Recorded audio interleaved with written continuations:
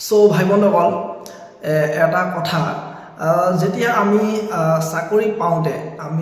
যেতিয়া আমি result out হৈছিলে যেতিয়া আমি চাকৰি পাইছিলোঁ তেতিয়া আমাৰ হাতত যেটো আমি ইনকাম কৰা নাছিলে আমি মা দেউতাৰ ওপৰতে আমি নিৰ্ভৰ কৰি আমি খোৱা মেলা আমি পঢ়া শুনা সকলো ইত্যাদি কামবোৰ কৰি আছিলোঁ যেটো তাৰ মাজতো আমি কোনোবাই যদি কাম কৰি খাইছিলে বা কোনোবাই নিজে ইনকাম কৰি খাইছিলে এইটো বেলেগ কথা কিন্তু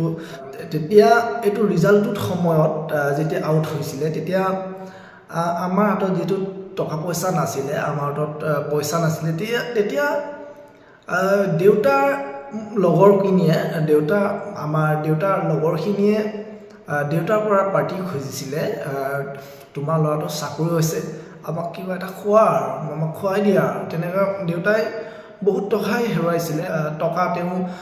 লগৰখিনিক খুৱাইছিলে পাৰ্টি দিছিলে কিন্তু আমি চাকৰি পাই মেলি আমি কৰ্ম জীৱনটো সংস্থাপন কৰি থাকোঁ বা যিকোনো কিছুমান ভাই বন্ধুৱে কিছুমান সংসাৰ পাতে কিছুমান আমি এঘৰীয়া হৈ থাকোঁ কিন্তু এইটো কৰিব নালাগে সংসাৰ পাতি বা যিকোনো তেনেকুৱা নিজে এঘৰীয়া হৈ থাকিব নালাগে যেটো এইটো সময়ত দেউতালৈ মনত পৰিব লাগিব মা দেউতালৈ মনত পৰিব লাগিব যেটো আমি এটকা ইনকাম নকৰা সময়খিনি যে মা দেউতাই যে কিমান ভাল লাগি বেলেগ লগৰখিনিক যে তেওঁ পাৰ্টি দিব পাৰিছিলে ল'ৰাটোৰ কাৰণে দেউতাৰ ভাল এটা নিজকে আনন্দিত হৈছিলে ল'ৰাটোৰ চাকৰি হৈছে বা ল'ৰাটোৰ এইটো সময়লৈকে আমি মনত পেলাব লাগে যিহেতু আমি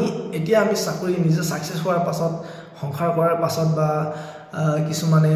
ভাই বন্ধুৱে সংসাৰ কৰাৰ পাছত বা আমি চাকৰি পোৱাৰ পাছত মা দেউতালৈ আমি ঘূৰি চাব লাগে মা দেউতাক আমি বোকা পানীৰ পৰা মা দেউতাক এই দুখৰ অৱস্থাৰ পৰা আমি উদ্ধাৰ কৰিব লাগিব তেওঁলোকক আমি ভাল এটা পৰ্যায়ত নিব লাগিব তেওঁলোকক এই বুঢ়া বয়স হোৱাৰ সময়খিনিত তেওঁলোকক আমি ভাল এটা স্থানত ৰাখিব পাৰিব লাগিব তেওঁলোকক আমি উৎসত ৰাখিব পাৰি কিনে আমি সকলোৱে চেষ্টা কৰিব লাগে যিসকলে আমি সাকসেস হৈছোঁ যিসকলে আমি নিজকে কিবা এটা ইনকাম কৰিব পাৰিছোঁ যিসকলে আমি কিবা এটা আমি চাকৰি পাই সফল হৈ আমি নিজে এসাঁজ এমুঠি ভাত নিজে খাব পাৰিছোঁ নিজে ভৰিত থিয় দিব পাৰিছোঁ তেওঁলোকক কৈছোঁ এইখিনি আমি মা দেউতালৈ ঘূৰি চাব লাগে ভাই বন্ধুসকলে ভণ্টিসকললৈকে আমি ঘূৰি চাব লাগে এইখিনি কথা সকলোকে মই জনাই দিছোঁ থেংক ইউ